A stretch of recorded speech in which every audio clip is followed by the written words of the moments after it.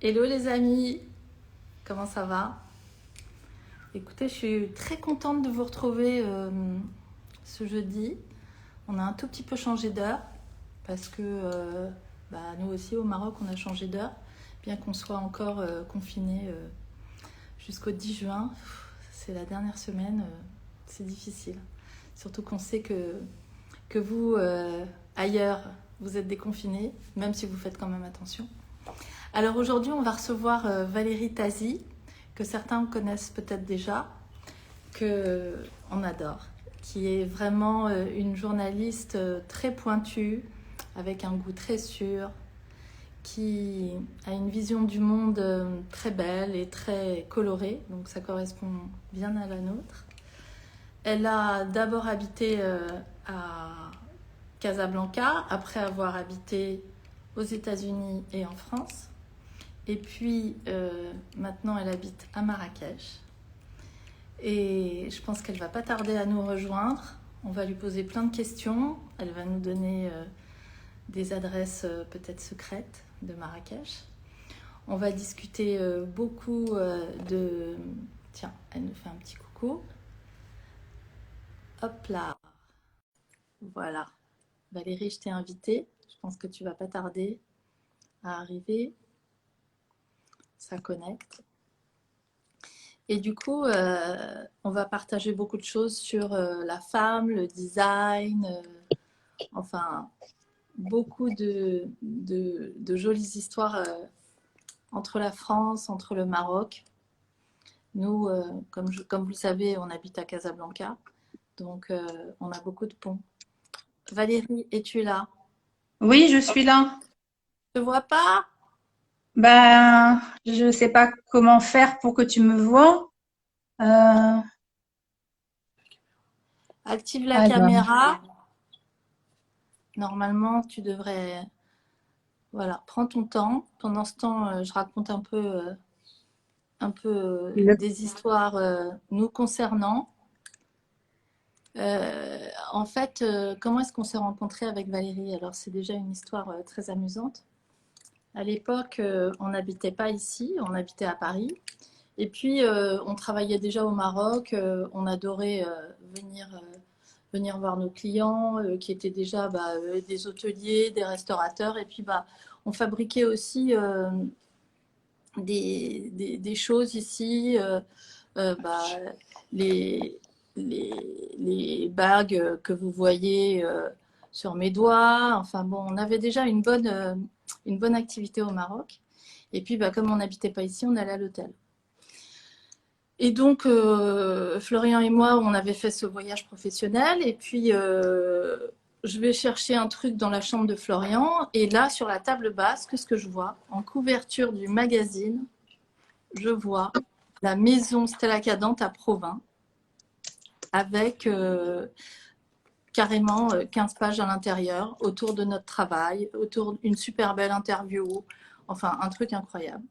Et en réalité, on regarde qui a signé l'article, on ne connaissait pas cette dame, Valérie Tazi, on ne connaissait pas ce magazine qui était de grande qualité, dont elle était la rédac chef, et ça, on l'a su seulement après. Et du coup, on a contacté Valérie, on a fait une interview post-rencontre pratiquement. Et voilà, c'était incroyable. Est-ce que tu es toujours là, Valérie? Ah, on t'a perdu. Alors, bon, Valérie, en fait, il y a 250 kilomètres qui nous séparent de Marrakech. Mais là, pour l'instant, il y a un peu plus. Mais alors, tu me demandes à participer. Je t'accepte. On recommence. En attente. Est-ce que tu es là? Est-ce que tu arrives? Ça connecte. Encore un peu de patience. Alors, est-ce que ça vient? ben, moi, je suis Donc, connectée, mais je sais pas comment activer la vidéo. Donc, ah, alors, j'ai écoute, rien sur mon écran qui m'indique comment le faire. alors, est-ce que tu veux chercher encore ou est-ce qu'on commence le live sans voir ta petite tête? C'est Bah, dommage.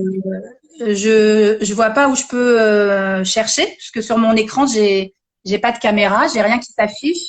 Donc, T'es sur ton téléphone? bah,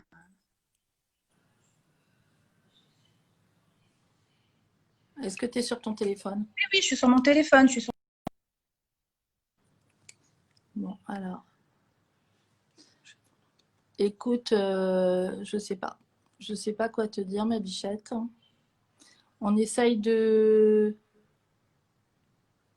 Non, attends, je fais des bêtises moi aussi, du coup.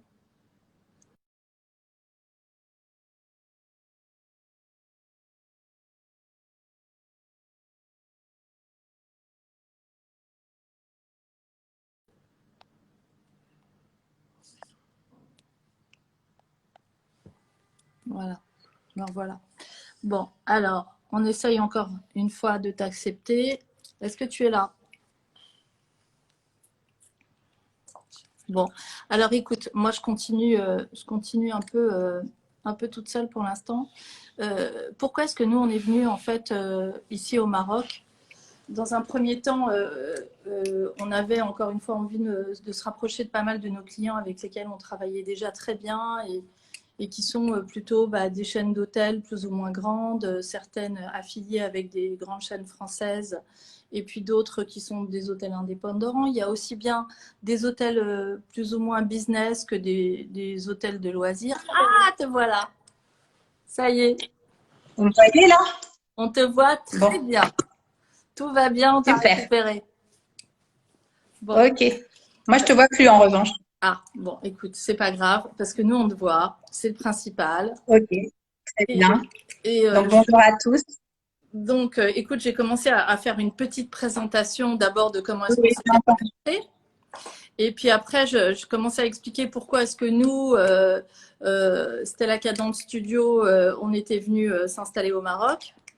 Et bien sûr, ça tourne énormément autour d'abord de notre passion pour ce pays, pour sa lumière, pour son artisanat, pour la gentillesse des gens, pour son hospitalité légendaire, les paysages, la géographie, enfin bon, rien de très nouveau concernant tout ça.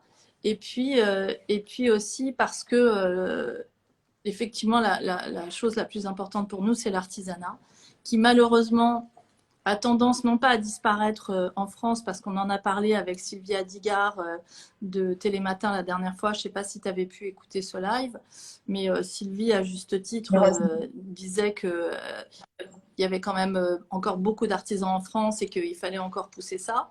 Mais ce sont des artisans qui malheureusement sont un tout petit peu muséifiés, entre guillemets, pour certains, et donc qui sont trop chers. On ne peut pas travailler véritablement avec eux. Ou alors on fait des pièces uniques et exceptionnelles, mais la valeur de l'artisanat est à juste titre très haut de gamme en France, et on a du mal à fabriquer vraiment en France pour l'instant. Ça changera peut-être, en tout cas on le souhaite. Euh, En tout cas, ici au Maroc et particulièrement à Marrakech, c'est vrai qu'il y a énormément d'artisans. Je sais que tu en connais beaucoup toi-même, que tu les défends, que tu défends énormément le design. Alors, avant de rentrer dans tous ces détails-là, est-ce que tu peux juste assez rapidement nous expliquer vraiment pourquoi le journalisme te concernant, pourquoi le design, qu'est-ce qui fait qu'aujourd'hui tu es cette Valérie Tazi-là? Ben, en fait, ce sont les hasards de la vie qui ont fait que je me suis retrouvée journaliste. D'abord que me suis retrouvée au Maroc parce que j'ai épousé un Marocain il y a 32 ans maintenant. Euh, et on est venu s'installer il y a 16 ans au Maroc. Moi, j'étais en France business researcher dans un cabinet de conseil. Donc, pas très sexy, pas très marrant. Et c'est un métier que je ne pouvais pas continuer à faire au Maroc parce qu'il n'y avait pas les structures pour exercer ce métier comme je l'ai exercé en France.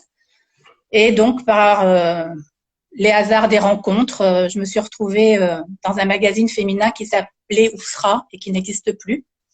Et à mi-temps, j'ai commencé tout doucement. Donc, c'est un métier que j'ai appris sur le tas. Et je me suis retrouvée quelques années plus tard rédactrice en chef de ce magazine.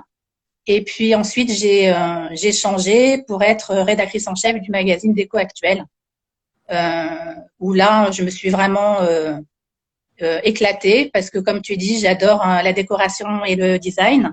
Et c'est devenu un petit peu le fil rouge de ma vie professionnelle. Défendre les artisans, défendre les designers, leur donner une voix. Et c'est ce que je continue à faire. J'ai quitté Déco Actuel il y a 2 ans maintenant pour venir à Marrakech. Et j'ai lancé un blog dans lequel je continue, parce que bon, quand on aime écrire, on peut pas arrêter d'écrire. Et, et moi, j'aime en plus partager. Donc, partager mes coups de cœur, partager mes adresses, partager mes bons plans. Donc, j'ai continué à le faire dans un blog qui s'appelle Origamimi. Ouais, de Donc, toute je suis façon, sûre que tu vas... on va envoyer toutes les coordonnées, comme ça tout le monde pourra te suivre après, parce que c'est vrai que c'est un outil, je dis bien un outil, parce que pour moi, le mot blog, de temps en temps, ça peut être un tout petit peu trop léger. Là, c'est pas léger, c'est un vrai outil de vie, je trouve, qui est hyper pratique. Il y a des conseils de déco, de cuisine, de lifestyle, de littérature, il y a du cinéma. Enfin, c'est waouh, hyper Ça, c'est la dense. newsletter. Comment? Ça, c'est la newsletter. Oui. Ça, c'est la newsletter. Oui, ça c'est la C'est pas news. le Oui, blog. oui, tout à fait. Et J'ai après, commencé par voilà. J'ai le commencé par ce blog, blog. il y a un contenu qui est incroyable aussi. Voilà. Il y a beaucoup de contenu rédactionnel. Ce blog, c'est un moyen pour moi de parler de tout ce que j'aime, de parler de mes passions, qui sont multiples. Hein. Il y a aussi le Japon qui prend beaucoup de place dans ma vie. Donc, ça parle de tout ça. Et en fait, la newsletter, c'est venu après, c'est venu pendant le confinement, parce que pendant le confinement, bah, j'avais pas envie de parler de choses qui sont en ce moment inaccessibles parce que Oui, on est c'est un peu bloqué frustrant. dans nos maisons, Mm. on est bloqué dans nos frontières. Et donc, j'avais envie d'abord de garder le contact avec les gens parce que c'est important pour moi. Et puis, j'avais aussi envie de partager des bons plans.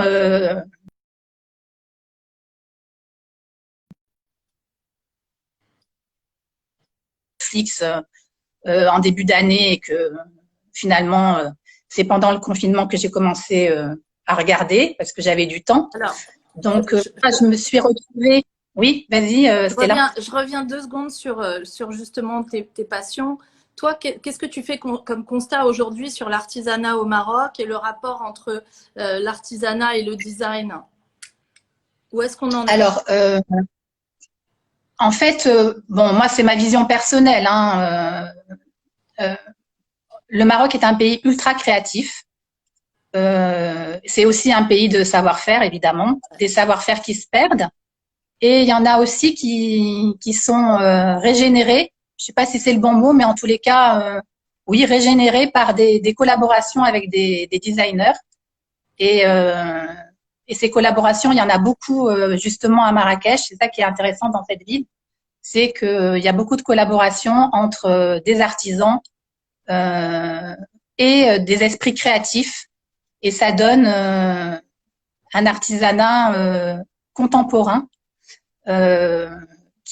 qu'on retrouve un peu partout dans les pages des magazines, sur les comptes Instagram des influenceuses. Mais Donc, cette année, ça a été vraiment la tendance Marrakech slash Maroc. Hein, vraiment, ça a été incroyable. oui, mais bon, ça fait plusieurs années que ça dure. Ça fait Tout à plusieurs fait. années que ça dure. On a eu les tapis Benny Warren sur tous les comptes Instagram. On a tout ce qui est vannerie, c'est hyper à tendance. Ce qui est incroyable, justement, c'est que le Maroc est tendance depuis des années parce que le Maroc arrive toujours, ou les créateurs arrivent toujours à se renouveler. Et c'est ça qui est dingue. Il y a ça. Et puis, il y a aussi une nouvelle génération de créateurs que moi, je suis avec beaucoup d'intérêt. Et qui, eux, se sont emparés des réseaux sociaux pour se lancer directement, c'est-à-dire sans avoir de boutique, sans intermédiaire, et qui, sur Instagram, montrent leur création et vendent leur création. Et qui en Et vivent. ça, je trouve ça…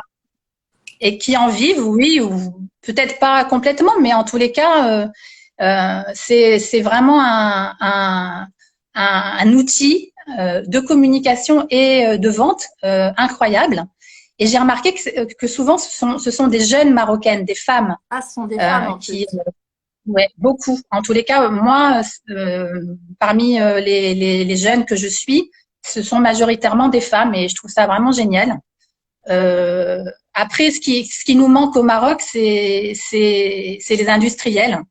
Les industriels qui malheureusement sont un petit peu frileux Oui, parce qu'il y et en a des qui… industriels en fait.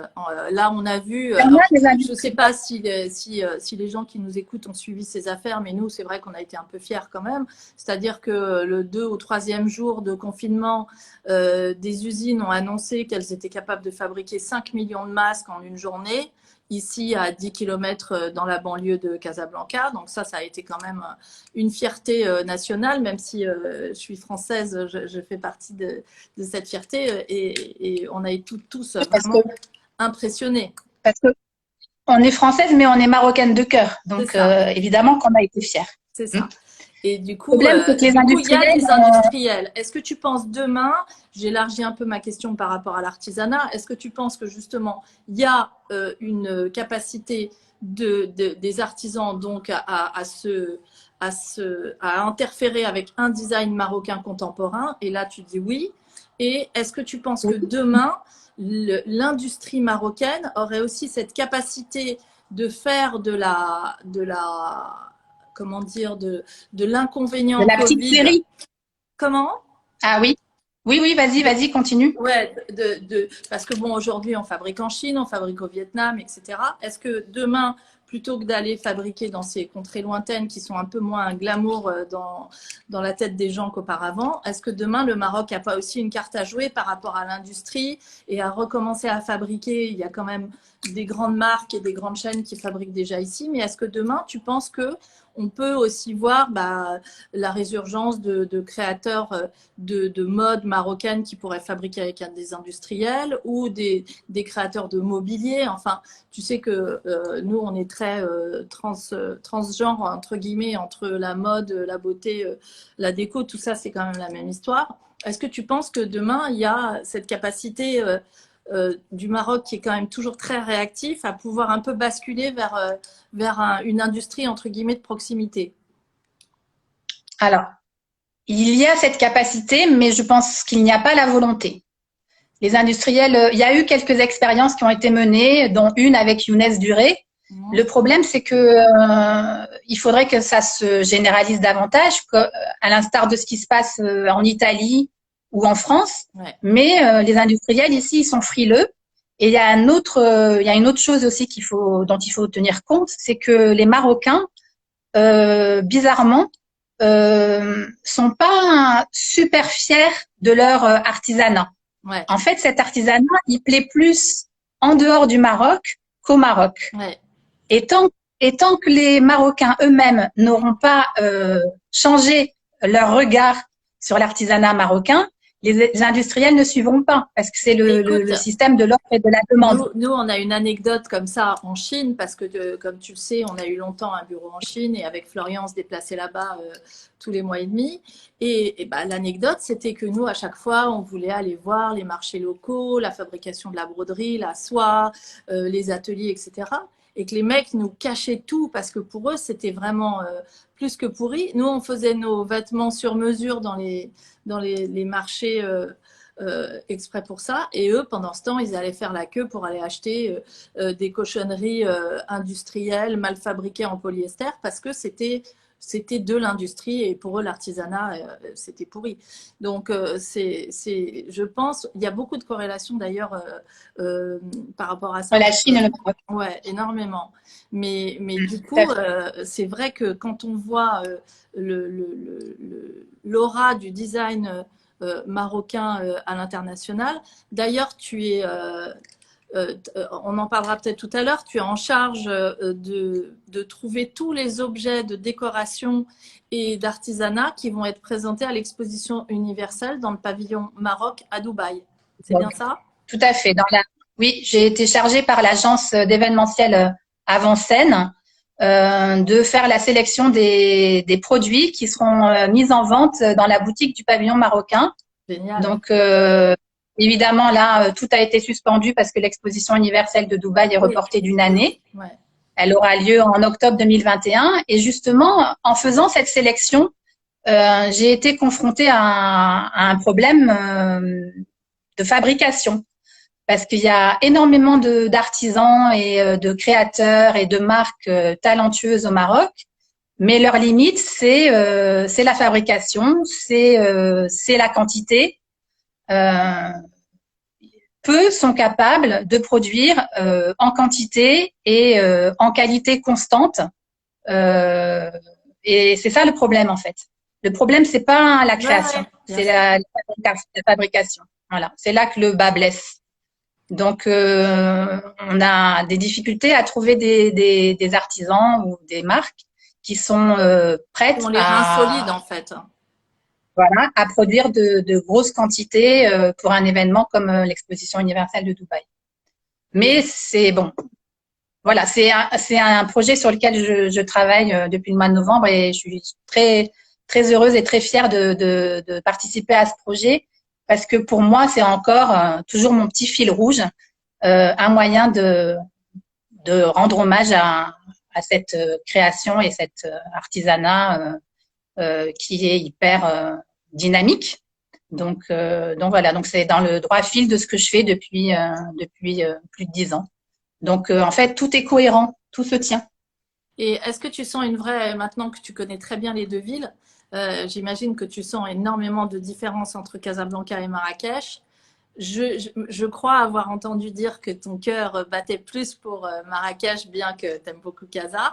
Mais alors, c'est quoi le vrai Marrakech de Valérie que nos auditeurs connaissent pas forcément parce que c'est une ville qui a l'air très connue et ultra touristique. Et finalement, je trouve que c'est une ville qui se dévoile pas forcément le premier soir, comme toute belle fille qui se respecte, et que il y a les poncifs qu'on connaît, mais il y a plein de trucs qu'on connaît pas. Et puis bon, il y a la Médina, il y a les différents quartiers, tout ça est très très différent.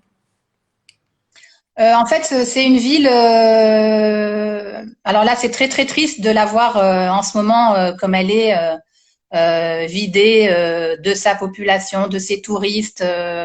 La Médina, c'est d'une tristesse incroyable. C'est dingue. Mais en temps normal, c'est une ville qui vibre, il y a des magasins qui ouvrent tous les jours, des restaurants qui ouvrent tous les jours. Enfin, il faut suivre, hein, il faut tenir le rythme. Après, voilà, moi, ce que j'aime dans cette ville, bon, j'ai mes quartiers de prédilection. J'adore Sidi Hanem parce que c'est un quartier Sidi Hanem, c'est la zone industrielle en fait de Marrakech, qui est à combien de kilomètres? Oh, pas très loin. On est à un quart d'heure du centre-ville. Voilà. C'est vraiment voilà. Et quand on arrive là-bas, on est dans un autre monde. On est dans un monde d'ateliers, de showroom ateliers. Et comme moi, une de mes passions, c'est de visiter les manufactures. C'est ce que je faisais quand j'étais chez Déco Actuel. Et c'est ce que je continue à faire, visiter les ateliers, discuter avec les artisans, discuter avec les créateurs. Est-ce que tu as une anecdote, voilà. t'as une anecdote, un souvenir rigolo, un truc à nous raconter par rapport à ça? Par rapport aux visites? Oui, des trucs qui te seraient arrivés dans les ateliers. Moi, je sais, c'est ce que je disais la dernière fois à Sylvie, à Digard, avec qui on échangeait là-dessus, que nous, on était avec Florian dans un atelier et que on a commencé à dessiner un miroir sorcière à même le sol et que le mec nous l'a fabriqué alors qu'on avait encore la craie dans la main. Oui, mais ça, c'est le Maroc. C'est le Maroc où tout est possible. Où Maken Mouchkil, il n'y a pas de problème. Tout est possible dans ce pays. Et c'est ça que j'adore aussi dans ce pays, c'est ça. C'est que on se donne pas de limite en fait. Et je suis pas du tout étonnée par ce genre de choses. Non, j'ai pas d'anecdote qui me vient à l'esprit comme ça. Après des ateliers, il y en a pas qu'à Sidi Hanem. J'aime aussi beaucoup aller chez Ludovic Petit dans son magnifique atelier qui est moins connu. Créateur de grand créateur de talent. grands talents Qui a, que j'aime beaucoup. qui a travaillé justement sur le défilé de Dior, qui a fait tellement de bruit. Il a beaucoup travaillé dessus. Exactement. Et qui vient de la mode, hein, puisqu'il a travaillé avec Christian Lacroix pendant des années. Ouais, il a bossé Et chez lui, c'est Kenzo un aussi. aussi, exactement. Et c'est un Marrakchi de longue date. Et en fait, lui, son atelier est plutôt du côté de la gare, donc plus caché, moins connu. Et c'est à la fois son showroom et son atelier. Et donc, quand je vais là-bas, il faut que je prévoie du temps parce que je sais que je vais m'asseoir et puis que on va discuter et qu'on va pas voir le temps passer. Donc voilà. Donc il y a toujours ce partage. Hier, j'étais chez Original Marrakech aussi où j'étais censée passer 5 minutes et puis j'ai passé 2 heures avec Pierre, le propriétaire d'Original Marrakech. Donc voilà, donc il y a ça. Après, j'aime beaucoup manger aussi, donc je peux vous donner quelques bonnes adresses. Une que tu connais, Stella, parce que je t'y ai emmené, c'est le concept store Somme Slow Concept Ah, Store. Donc trop bien. voilà, donc C'est là-bas, un très bon moment. voilà, on va faire du shopping là-bas parce que ils ont une très belle collection d'objets et de mobilier euh, qui mêlent artisanat et style contemporain. Et en même temps, ils ont un petit restaurant et ils ont un couscous qu'on va manger le vendredi Délicieux. sous le citronnier dans la petite cour. Un couscous qui est hyper bon, végétarien mais bon quand même. Donc ça, voilà, ça c'est les petits Alors, plaisirs de la vie à Marrakech. C'est la alors, douceur de vivre de Marrakech. et, Et il y et, en a plein d'autres comme ça. et alors, justement, qu'est-ce qui motive ton travail? Qu'est-ce qui motive toutes ces visites? Et qu'est-ce qui motive ton travail sur ton blog?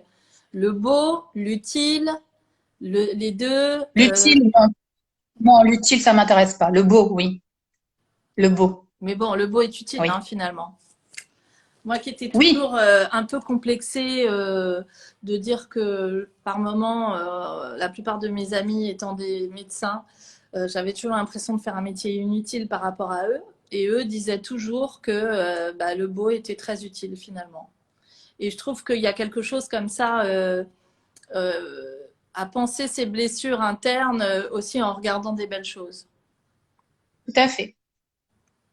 Je suis tout à fait d'accord avec toi. Et alors on a la tante Gérina, notre amie Farida, qui nous dit qu'elle a envie de redécouvrir Marrakech. Alors c'est quand même un comble parce que si maintenant les Tangéroises ne connaissent pas Marrakech, on est quand même mal barré là, hein. Ça va pas Bah du tout. écoute, elle est la bienvenue. Je peux lui servir de guide parce que j'adore aussi faire ça, servir de guide pour mes amis. Et moi, je peux lui dire que j'ai hâte d'aller à Tanger et de retrouver la mer, le vent et les embruns Et puis après ces 3 mois de cette confinement. ville de Tanger qui est quand même incroyable pour ceux qui la connaissent pas ou qui nécessitent de la redécouvrir, où on est vraiment au confluent entre l'Europe et l'Orient, où les deux mers se rencontrent quand même entre la Méditerranée et l'océan Atlantique, et on le voit physiquement. Et puis où les gens parlent en arabe, en espagnol, en français, ça parle dans toutes les langues, ça commence une phrase en français, ça la termine en arabe et il y a 3 mots d'espagnol dedans, où il y a vraiment une culture et où tellement de gens depuis le 19e siècle sont venus, des écrivains, des peintres, les Matisse, les Paul Bowles, les acteurs, entre Orson Welles, enfin bon, de toute façon on ne peut pas les citer tous parce qu'il y en a moins une cinquantaine. Il y a vraiment cette atmosphère particulière à Tanger que je trouve on ne trouve nulle part ailleurs. C'est. Il y a aussi une très belle création à Tanger. Il y a beaucoup de créativité, beaucoup de très jolies marques, que ce soit dans la mode, dans la déco, que ce soit New Tangier avec ses sacs ou que ce soit Mouna Fassiferi avec son mobilier. Zellart avec ses petits carreaux de zélige qu'elle a modernisé. Il y a beaucoup de créativité aussi Ouais. à Tanger, hein, parce qu'évidemment, moi, mon travail ne s'arrête pas à Marrakech. Hein. Pour Dubaï, par exemple, pour l'exposition universelle, j'ai fait une sélection dans le Maroc, dans tout le Maroc. Incroyable. Il y a des créateurs d'Essaouira, de Fès, de Tanger, de Rabat, En tout, t'as Casa. sélectionné combien de personnes? Ben là, on est à une cinquantaine de créateurs et Ah ouais. puis quand on va reprendre, on va continuer à en sélectionner d'autres. Donc Alors voilà, parce que justement, le but du jeu, c'est qu'il y en ait le plus possible. justement, Farida, il nous dit et les tisserands. Oui, c'est vrai. Les tisserands, Ouais. comme on les a vus à Tanger, ils sont carrément avec leurs pieds à avancer pour fabriquer comme ça des tissus d'une beauté. Enfin, c'est moyenâgeux comme façon de travailler et c'est absolument incroyable. Ça c'est des Ah, choses tu que te rappelles, ouais, mais tu te rappelles la dernière fois qu'on est allés ensemble, on a acheté plein de choses chez ah, les mais tisserands. incroyable. Et, et, Ouais, on peut pas et, résister. et ça c'est des choses que tu sélectionnes aussi pour Dubaï ou c'est un peu trop Oui, lourd. bien sûr. Oui, tu peux aussi. Non, non, non. Oui, oui, bien sûr, bien sûr. Oui, Et oui, tout à fait. On a une sélection qui va de la mode à la décoration, en passant par la cosmétique, euh, euh, les accessoires, le cuir, les bijoux. C'est vraiment très large, très très large. mais Alors après, à Marrakech, puisqu'on parle des tisserands, il y a aussi un endroit où j'aime beaucoup aller, c'est la coopérative Art Tissage Tam, ouais, qui est une coopérative qui est à thème slot. à Tamslot, exactement, et qui fait du tissage et de la broderie. Donc là aussi, l'intérêt de cette coopérative, c'est qu'ils font de très belles choses et puis que grâce à ça, ils font vivre plusieurs familles. Ils ont Oui, non, créé mais une c'est ça. école. Mm. Donc voilà, ça a une double utilité. Euh, c'est que en achetant chez eux, en se faisant plaisir, on contribue aussi à faire vivre des familles. Bien sûr. Donc c'est ça super. Et c'est aussi en ce moment, ce qui se passe à Marrakech, c'est aussi ça. Il y a beaucoup d'actions qui sont menées pour venir en aide aux artisans et aux gens qui, malheureusement, depuis le début du confinement, ne peuvent plus travailler. Et si ça ne t'ennuie pas, j'aimerais bien, en deux mots, parler d'une petite initiative Bien que sûr, je au trouve contraire. super, Génial. qui s'appelle Marrakech Creative for Love.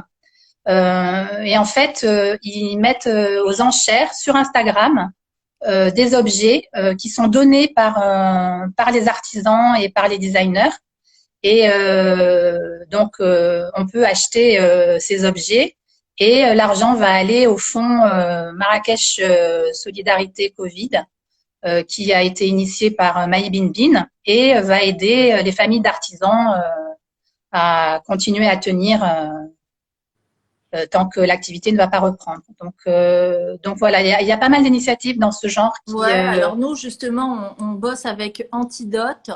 Et vous pouvez aller sur oui, Instagram ou alors antidote.ma. Et eux, ils ont sélectionné 17 photographes marocains ou assimilés, dont nous faisons partie.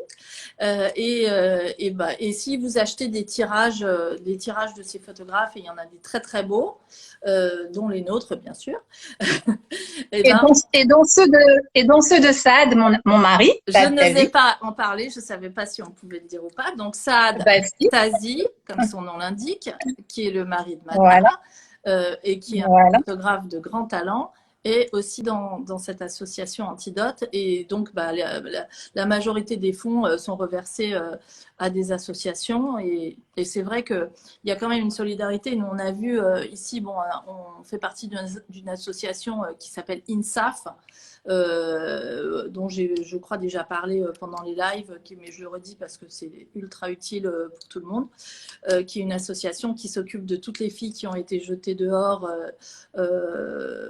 par leur famille parce que elles ont écouté les sirènes de leurs amoureux qui leur disaient qu'elles étaient belles et que si elles couchaient, ça serait génial. Et puis bah, généralement, elles se retrouvent à la rue sans mari, mais avec un enfant. Et bon, elles sont sans aucune forme de ressources. Et du coup, bah, on les héberge. C'est ensuite un long chemin d'apprentissage de la maternité. On les soigne, on leur apprend un métier. Alors généralement, c'est de la cuisine, de la couture, de la coiffure. C'est pas forcément ultra intellectuel, mais elles repartent au bout de 2 ans avec un vrai bagage qui leur permet d'être autonomes, de récupérer leur liberté, leur dignité, et on espère un peu de bonheur aussi. Euh, et, euh, et bah, si on parraine une fille, ça coûte 25 euros par mois, donc c'est pas grand-chose. Et par contre, bah, ça permet à une fille et son enfant de vivre dans de très bonnes conditions pendant un mois.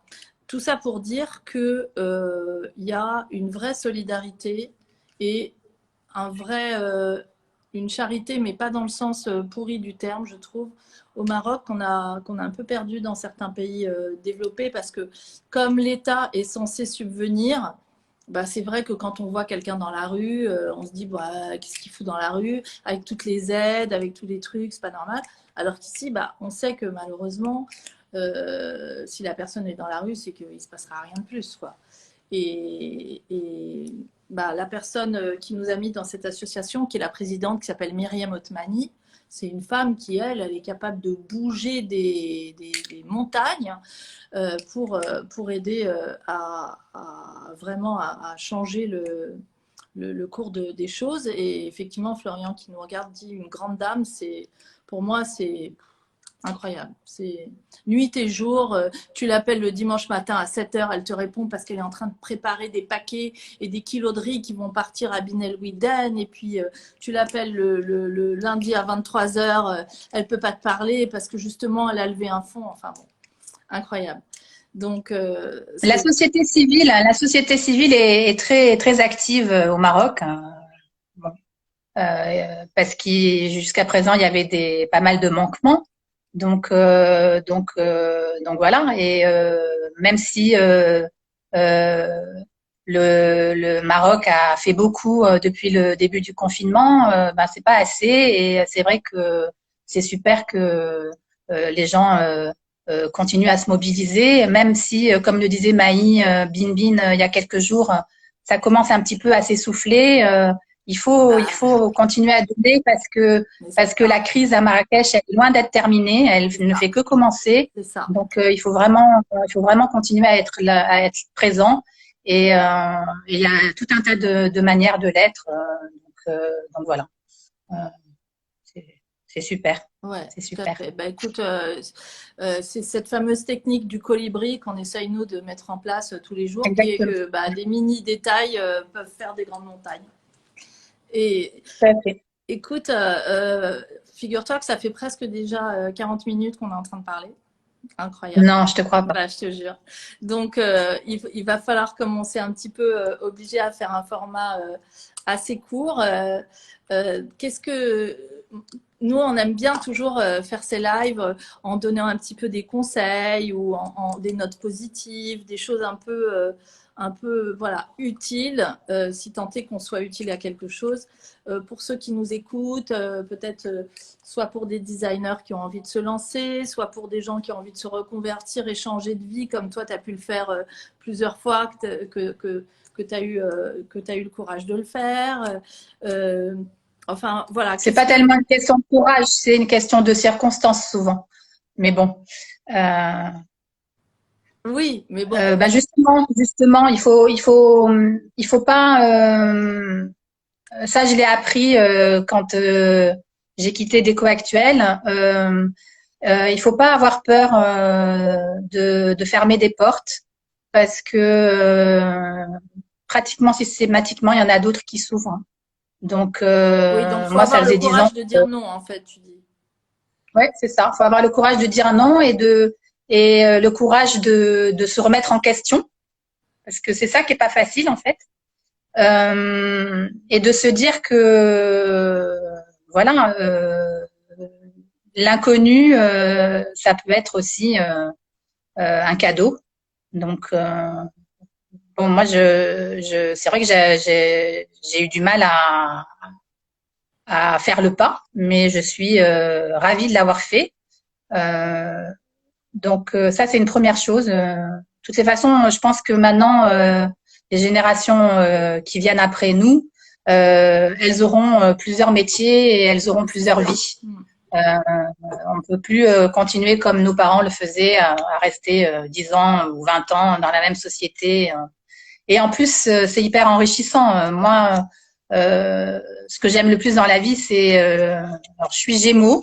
Je sais pas si c'est pour ça, mais il paraît que si. Il paraît que les Gémeaux n'aiment pas la routine. Donc moi, j'aime pas la routine et j'aime faire plein de choses différentes. J'aime voyager, j'aime le contact avec les autres.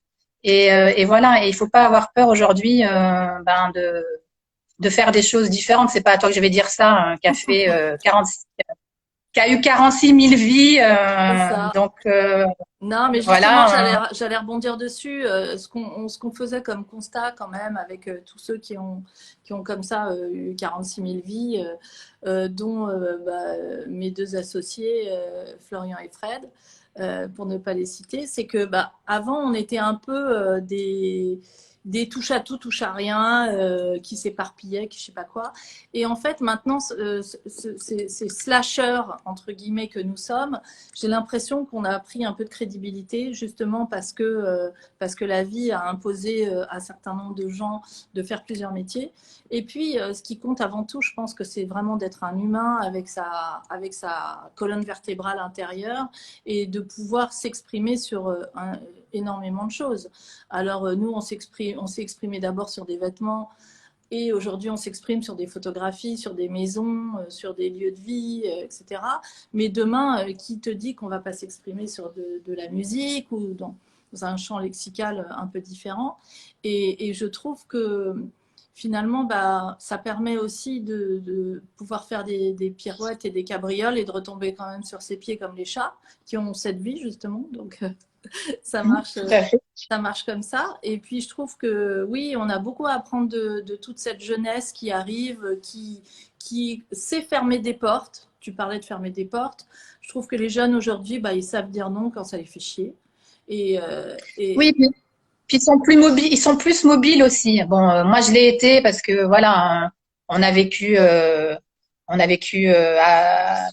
Paris, à Los Angeles, après à Casa. Donc, mais à l'époque où on l'a fait, c'était pas encore hyper répandu. non. Aujourd'hui, les jeunes, déjà rien que pendant leurs études, Ouais. ils partent à l'étranger et ça donne une ouverture d'esprit extraordinaire. Et c'est vrai que les jeunes aujourd'hui sont beaucoup plus mobiles que nous on l'était et c'est génial. Donc voilà. Donc moi je dis que il faut pas avoir peur de changer de pays, de changer de vie, de changer de métier. La seule chose dont j'ai pas envie de changer, c'est de mari. C'est déjà pas mal. Mais voilà, le, le changement, c'est maintenant ou c'est toujours ou je sais pas, mais en tous les cas, Bon, en tout cas, mais en tous les cas, ça fait avancer, ça fait avancer. En tous les cas, toi, ne change rien, surtout, et puis continue à nous enchanter avec ton blog, tes adresses secrètes, tous tes petits tours de magie. Alors, voilà. Et ma newsletter. Voilà. Et petit scoop avant de vous quitter. Pour la rentrée, je suis en train de travailler sur une série de podcasts que je lancerai à la rentrée avec des interviews, devinez de qui, d'artisans, de designers. Et j'espère que tu seras une de mes premières invitées, Stella. Donc, écoute, voilà. On viendra avec Flo, avec grand plaisir, faire ce petit tour. Moi, j'aime beaucoup les podcasts parce que ça emmène dans un imaginaire très différent. Et voilà, je trouve que c'est très moderne comme approche parce qu'on est tellement gavé d'images, effectivement, que le fait de n'avoir que du son, c'est aussi c'est très intéressant, je trouve. Oui, et puis c'est des choses qu'on peut écouter en faisant son footing ou en faisant une balade en vélo. Donc, on est encore dans la mobilité là, et c'est ça aussi que moi j'aime dans les podcasts. Ouais. Bon, bah écoute, c'est Donc super. voilà. Merci beaucoup Et d'avoir. puis j'espère qu'on va se voir bientôt. Bah oui, écoute, dès qu'ils vont nous déconfiner, j'espère aussi que Voilà. on va pouvoir enfin reprendre des bonnes habitudes de shopping, de verres partagés, de bons restos. Et surtout, bah, entre-temps, que tout le monde se porte bien, parce qu'on a presque fini les emmerdes, mais encore pas tout à fait. Donc, que tout le monde se porte bien. Merci beaucoup à tous ceux qui nous ont écoutés, qui nous sont fidèles, que je retrouve. Des bisous à Isa, à Muriel Piazer, que j'ai vu passer tout à l'heure. Ça m'a fait hyper plaisir. Enfin voilà, je ne peux pas citer tout le monde. Merci, merci. Et puis bah, à très bientôt, j'espère, pour des jolis moments. Merci Stella. Merci à vous tous. À bientôt. Bisous.